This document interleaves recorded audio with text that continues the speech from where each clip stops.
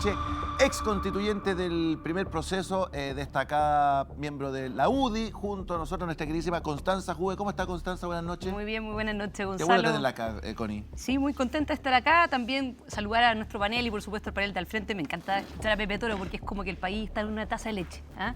Que los problemas lo tiene Chile Vamos, pero el gobierno y las primarias del oficialismo están, pero así, 100% perfectas. ¿Ah? No, tienen una candidata que dice que Cuba es una democracia. Vamos a ver si van a ir o no a una primaria precisamente con esa candidata o no. Pero por aquí también podríamos comer cabritas, pero en realidad estamos más bien preocupados de la parte propositiva y también preocupados de lo que está pasando en el país.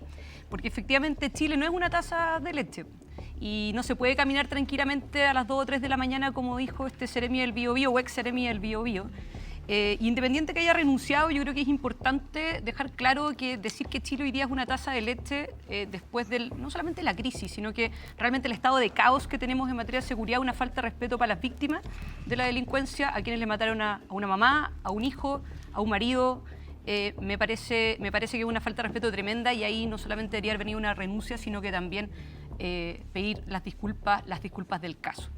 Dicho lo anterior, hay una buena noticia, que fue la aprobación de las reglas de uso de la fuerza el día de ayer, de la manera que quizás se aprobó en gran parte las reglas de uso de la fuerza el día de ayer. ¿A usted le gustaron? Como está aprobado ayer, hay un elemento que creo que faltó, pero en general me parece que es un avance. El gran punto es de que el gobierno y los parlamentarios del oficialismo están empeñados con convertir esta ley o este proyecto de ley que tenía como instancia o como objetivo inicial el proteger a Carabineros en convertirlo en una camisa de fuerza. Entonces no nos podemos engañar en términos de cómo sale finalmente este proyecto después de la Cámara de Diputados. Porque hay dos elementos que son importantes y que se están discutiendo, Gonzalo. Uno es el tema del principio de proporcionalidad. ¿Qué quiere decir eso en simple? Que se le está exigiendo a las fuerzas de orden, a los miembros de las fuerzas de orden, de seguridad y las Fuerzas Armadas, que al momento de enfrentarse con un delincuente aplique el principio de racionalidad, pero además el principio de proporcionalidad.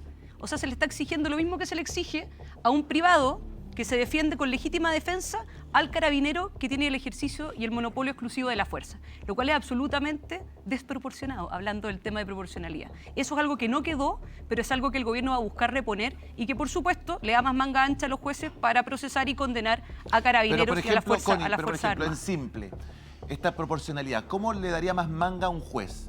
¿Cómo qué cosas? Enredas la discusión, ¿Qué cosas, elementos le metes pelo a la sopa, enredas la discusión, ya está el principio de racionalidad, que en la práctica es que frente al contexto en el cual se enfrenta un carabinero, bueno, teniendo en cuenta ese contexto, es que reacciona. Únete hoy en www.sinfiltros.cl y tu apoyo nos permitirá seguir creciendo y entregando contenidos independientes y sin censura. Contamos contigo. Por ejemplo, un carabinero que se enfrenta a una turba que le tira piedra. Sí. 10 carabineros. Bueno, el carabinero no va a responder con piedra, va a responder probablemente con su arma de fuego. Así es. Entonces, en ese sentido, va a responder racionalmente de acuerdo a los implementos que tiene. Ajá. Si tú le metes proporcionalidad, enredas la discusión. Porque ahí el juez va a decir, claro, pero era una turba que a usted le estaban tirando piedra, pero usted sacó un arma y se bajó a uno. Se puede enredar. Y ahí se enreda. Se puede enredar. A ver, aquí tenemos, déjame leer sí, esto un poquito. Nos vamos a meter después profundo con esto. Euge, búscate esa listita, ¿no?, que había de protocolo. PC y Frente Amplio presionan al gobierno por un veto al proyecto de las reglas del uso de la fuerza, las RUF. Connie. Sí, no, y lo segundo, que es importante, que tampoco quedó, y por eso creo que es importante cómo va a quedar qué es lo que va a pasar en la Cámara de Diputados, es esta especie de protocolo especial para enfrentarse a grupos distintos, ¿no? A grupos, en un minuto la candidata Toá, que ahora dice que al gobierno no era prioridad el tema de la seguridad, 2 doritos después, un minuto después, resulta que sí, parece que para ella lo es. Ahora sí, ahora es Batman y Superman unidos. Significa tener un protocolo distinto al momento que tú te enfrentas con grupos especiales como serían grupos históricamente excluidos, en una lógica de enfrentamiento y de delincuencia. Eso es algo que no quedó en el proyecto que se aprobó por el Senado, pero es algo que también el gobierno y también los partidarios, ¿cierto?, parlamentarios van a buscar reponer y que claramente es un atentado contra la igualdad ante la ley. Entonces la gran pregunta que nos tenemos que hacer acá, Gonzalo, es, ¿este proyecto puede ser un avance o puede ser un retroceso? O sea, no porque se vaya a aprobar necesariamente significa que va a ser un avance y vamos a tener que estar bien alertas a si va a ser una camisa de fuerza o si va a ser una protección para Carabineros de Chile. Ahí está Constanza Juve. Lave, ¿quiere decir algo? Sí, a ver. Lo que pasa es que, Gonzalo, es súper importante lo que acaba de decir la Connie, Porque lo que pasa es que aquí yo hago un llamado a los parlamentarios de oposición, a todos, sin excepción alguna, en donde revisemos bien lo que nos devolvió el Senado. Porque no vaya a ser cosa que estemos aprobando algo para dar una señal, pero al fondo esté equivocado y terminemos metiendo a los carabineros en un problema. Por ejemplo, una de las cosas que a mí me hace falta, y desde el comienzo de la discusión, es la justicia militar, que lo podemos debatir, probablemente al panel de frente no le va a gustar lo que voy a decir. Pero un militar o un policía no puede ser juzgado igual que un civil, porque tienen el monopolio de la arma.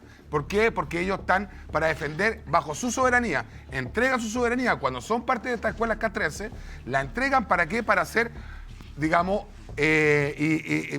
mantener el orden y mantener la paz. Mientras todo Chile duerme, o los civiles dormimos, los militares y las policías están constantemente en riesgo. Por ende, la RUF no puede nunca dejar a una persona uniformada bajo, digamos, con menos fuerza que el delincuente. El delincuente hoy día está, básicamente hoy día el delincuente hoy día está transformado, es otra delincuencia. Eso es lo que vamos a debatir más adelante. Ya, okay. Y por eso, Euge, búscame ese protocolo para el uso del arma. ¿Te acuerdas que tenía que tratar de negociar, sacar el arma, preguntarle una serie de cosas? Ya, sigo presentando a los que me acompañan esta noche. Es el flamante director del Ciudadano, destacado abogado en Derechos Humanos, mi queridísimo Javier Pineda. ¿Cómo estás, Javier? Buenas noches. Buenas noches, Gonzalo. Buenas ¿Estas noches chapitas del también partido a los del panelistas. Ciudadano? No, esto es antifascista. Sector antifascista que trasciende organizaciones, son los que lucharon contra los nazis, en términos simples. Eso es el antifascismo, el origen del antifascismo está en la lucha contra los nazis y Mussolini. ¿Chile hay nazis y fascismo acá en Chile? Hay tendencias fascistas, neofascistas, creo que más allá de la categoría sí hay tendencias autoritarias que amenazan con principios básicos de igualdad ante la ley que uno supone que son mínimos civilizatorios. Y voy a entrar, tenía otro tema, pero voy a entrar al tema de las RUF. Métale cintura, Pineda. Pero mira, ni siquiera quiero entrar al detalle de la RUF propiamente tal, porque me llama la atención, por ejemplo, que estén en contra del principio de proporcionalidad, que es una cuestión de un estándar clásico, no solamente estándar internacional de derechos humanos, sino que se basa en el derecho penal, porque ustedes están pensando siempre que las víctimas nunca van a ser ustedes. Respecto a la violencia policial, siempre están pensando en el manifestante. ¿Qué es el problema, Gonzalo? No, pero sí, mira, si el problema es que siempre lo planteas. Pero mira, te pongo otra situación que a tu sector le afecta más, quizá a tus militantes, pero por ejemplo, la violencia que se ocupa fuera de las discos a veces. ¿Te imaginas que alguien amenazara a un carabinero fuera de una disco y el carabinero llegara y le disparara? Pero ahí no hay porque se ve amenazado. Uno diría, ¿por qué? Sí. ¿Cuál es el criterio de proporcionalidad respecto al medio?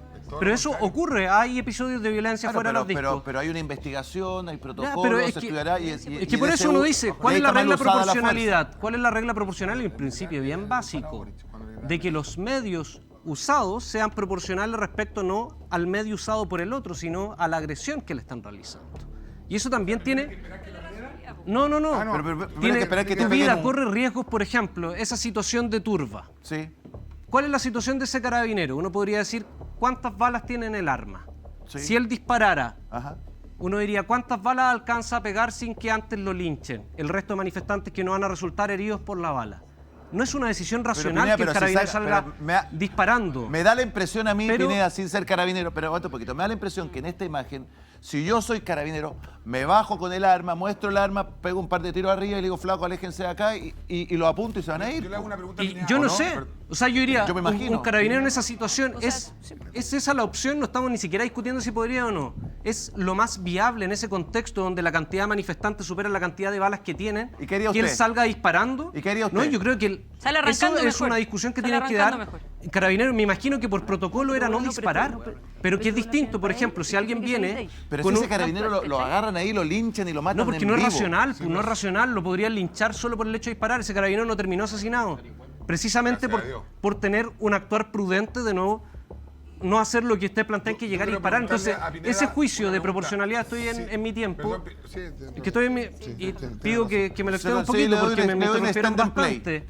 Pero creo que el principio de proporcionalidad es una garantía también para que las instituciones funcionen relativamente bien, porque la legitimidad de Carabineros, si empiezan a ser pistoleros del lejano oeste frente a cualquier manifestante, la gente no va a confiar en la institución que asesina a diestra y siniestra. Entonces, cuando uno habla de principios, en términos generales, es una garantía de la propia institución, y por eso sorprende también cuando vemos defensas acérrimas, por ejemplo, a Patricio Maturana, a Claudio Crespo, cuando dicen nosotros sí defendemos a Carabineros. Ustedes no defienden a la institución, defienden a personas condenadas o imputadas en contra de las propias decisiones de la institución. Porque son personas expulsadas por la institución. Ustedes no respetan a Carabineros de Chile porque controvierten las decisiones que toman bajo sus procedimientos internos. Lo que ustedes quieren es tener carta blanca, que además no aplica en la práctica, porque ningún tribunal medianamente razonable en un Estado de Derecho va a aplicar lo que ustedes plantean, que es mata al que no me gusta y defiende al que me gusta. Entonces, el sistema que ustedes plantean de bala para el que sea, no es implementable, no es serio, no es racional para construir instituciones. Oiga, Javier, que puedan cumplir con un mandato a mí me da la impresión completo. a mí me da la impresión de cuando aparece el titular del Partido Comunista, el Frente Amplio, me da la impresión que están pensando más en los manifestantes que en un delincuente, ¿no? No, pero es que uno tendría que pensar en distinto uso, porque los protocolos te ponen en situación de desórdenes públicos versus situaciones normales de delincuentes, y con esto quiero cerrar, por respecto a la interrupción es bien corto. Yo también digo, ustedes pregonan mucho por la delincuencia, cómo enfrentan a la delincuencia. Yo también le quisiera preguntar a propósito del próximo panelista o al mismo Cristian, ¿qué hicieron con la militante Core de Arica, que era defensora de narco y coyote y que ustedes pusieron en la Comisión de Seguridad?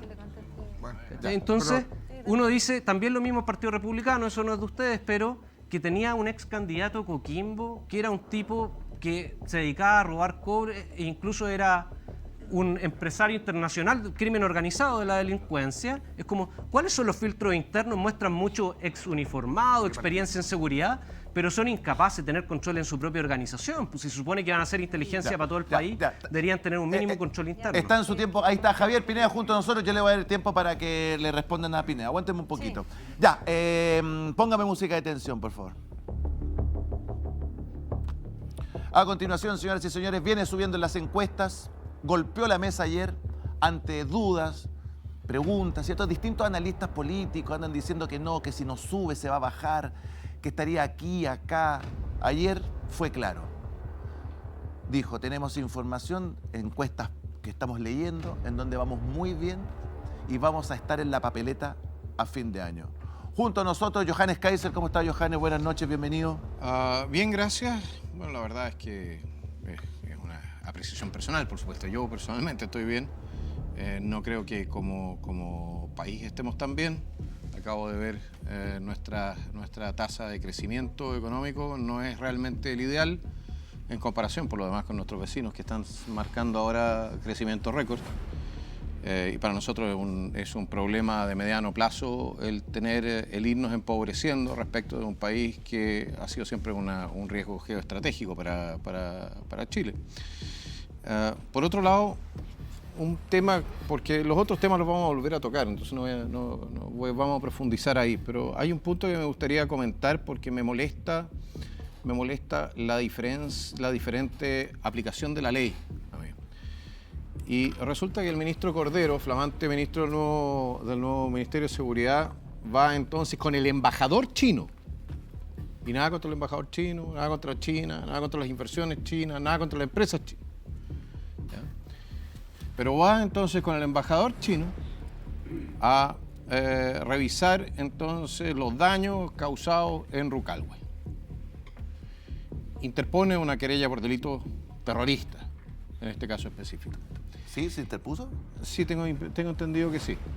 Y de hecho califica este acto en el Congreso, donde estábamos para la renovación del estado de excepción, lo califica de terrorista. Y yo quiero hacer una pregunta al ministro, con todo el cariño, con todo el respeto, etcétera. Pero ¿uno tiene que ser chino para que se aplique la ley antiterrorista? ¿O para que el gobierno muestre tanto interés en resolver el caso? Mira. O sea, ¿qué pasa con los ciudadanos que no tienen la suerte de tener como protección al embajador de China y que viven en Chile y que pagan impuestos por lo demás?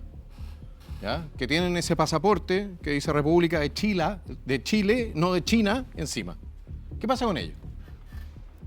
Sí, muchos de las víctimas de Rocalwe eran subcontratistas, pero la razón por la cual el gobierno reacciona como reacciona es porque tocan una empresa con capitales estatales chinos.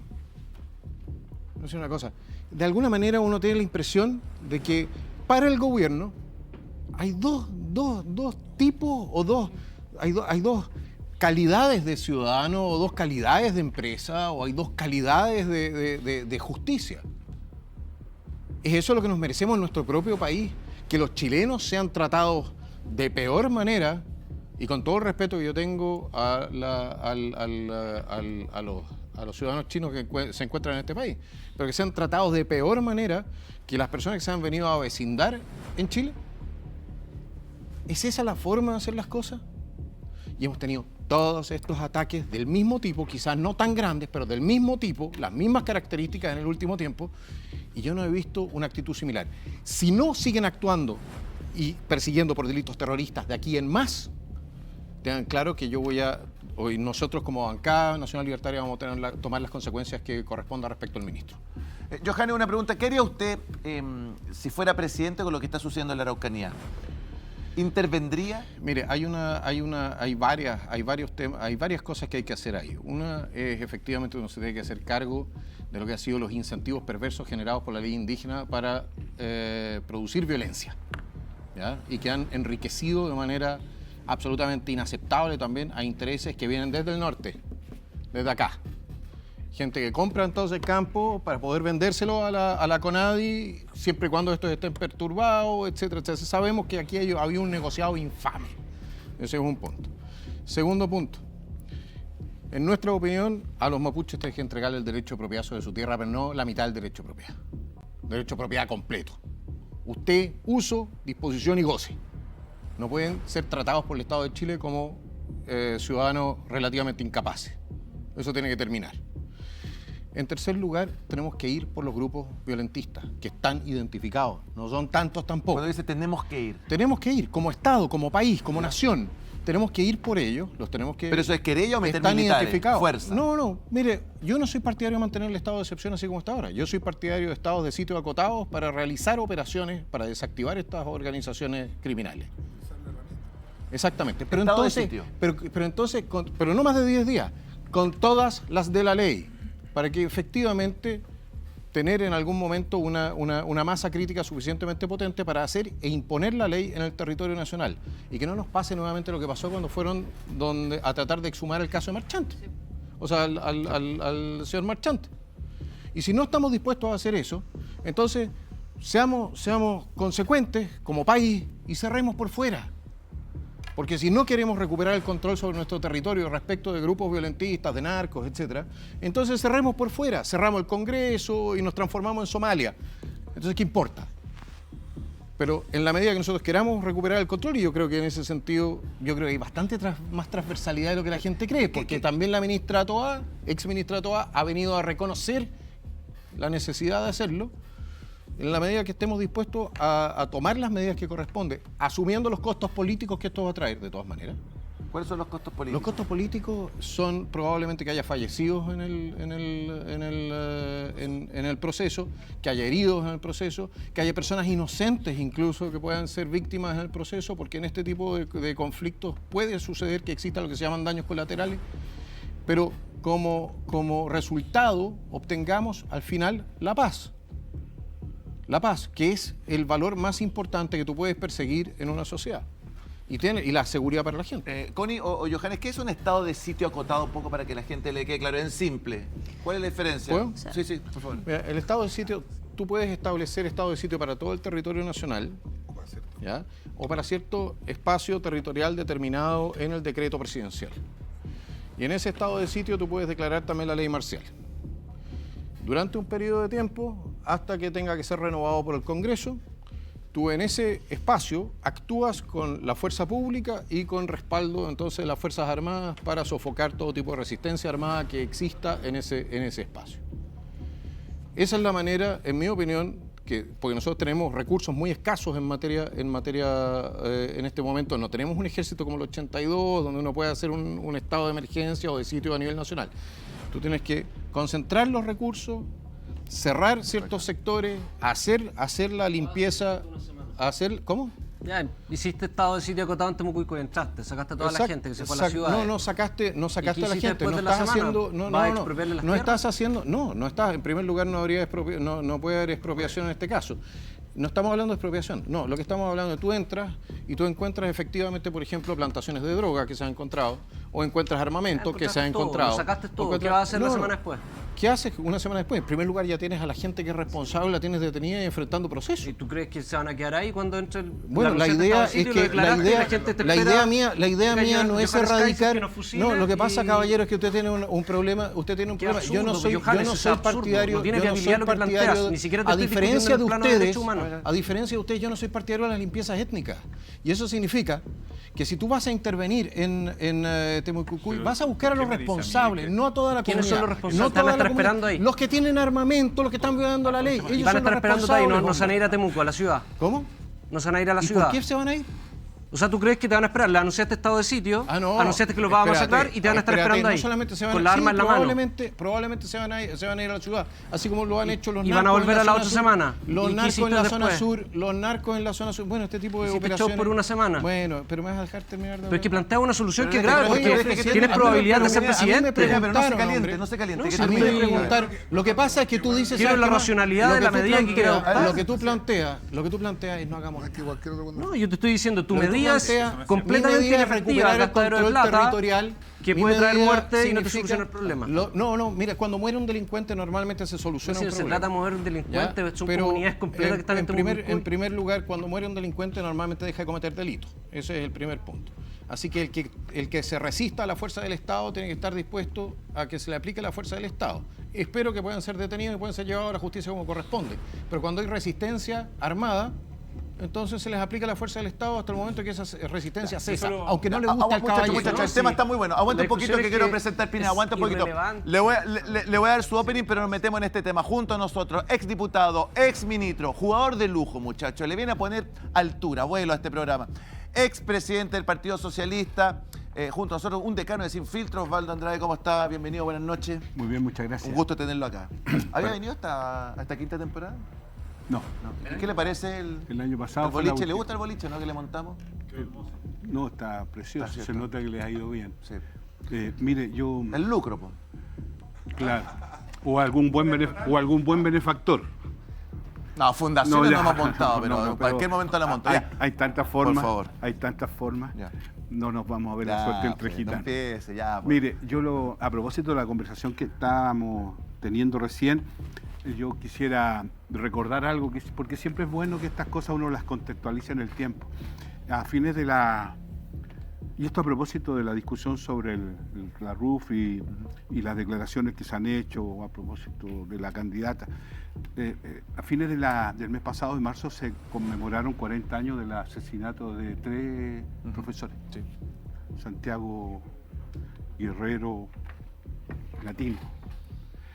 Y en ese caso, en particular, y lo traigo a colación porque ellos fueron en el año 85, fueron asesinados por carabineros, a propósito de la discusión que estamos teniendo acá, y fueron estos muertos que la candidata llamó las muertes innecesarias, porque fueron el 85, las del 73, 74 y 75, esas son las muertes necesarias, según la calificación que hace la candidata. A mí me parece interesante, no quiero dramatizar esta discusión ni nada por el estilo, está muy interesante escucharlo, además hace mucho sentido. Pero a mí me parece que este tipo de discusiones nunca es bueno olvidarlas en el contexto en que se dan, porque las historias no empiezan cuando uno quiere, las historias empiezan cuando son historias. Y aquí hay que recordar estas cosas. Cuando se habla del uso desproporcionado, a mi concuñado lo mató carabinero en una manifestación estudiantil en el año 72, de un balazo. Y no daba ni siquiera con piedra. Entonces, cuando se habla del uso racional de la fuerza, esta no es una discusión teórica, esta no es una discusión académica de la diferencia entre lo proporcional. No, es una discusión que tiene que ver con cosas que pasan, con personas afectadas, con personas que sufren estas consecuencias. Entonces, yo pido que humanicemos un poco esta discusión y la pongamos en nuestra historia. Probablemente ustedes son más jóvenes, no quiero trasladarlo, ¿no? Le hablo de mi propia historia, de lo que a mí me tocó vivir.